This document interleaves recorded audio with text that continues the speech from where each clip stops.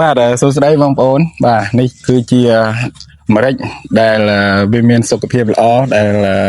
គាត់ប្រើប្រាស់ទៅលើប្រភេទផលិតផលរបស់ក្រុមហ៊ុនបាទអញ្ចឹងចការគាត់ខាងនោះគាត់ទៅតែកាត់តងហើយខាងនេះគឺម្រេចចលងចាស់របស់គាត់អញ្ចឹងម្រេចគាត់កំពុងតែផ្លែបាទបងប្អូនមើលនេះផ្លែរបស់ដំណាំម្រេចរបស់គាត់គឺផ្លែល្អបាទគួរវែងបាទហើយនោះគាត់កំពុងតែបាញ់ថ្នាំពាក់ព័ន្ធនឹងការពារបាទ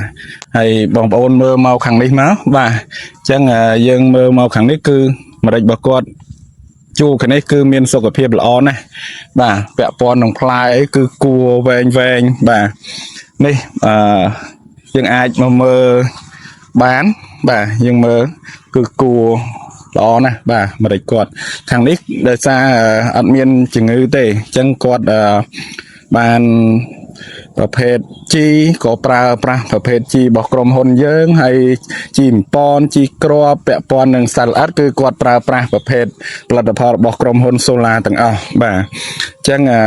យើងមើលទៅបាទគឺអាមេរិកគាត់ផ្លែល្អបាទនេះបាទផ្លែល្អអាមេរិកគាត់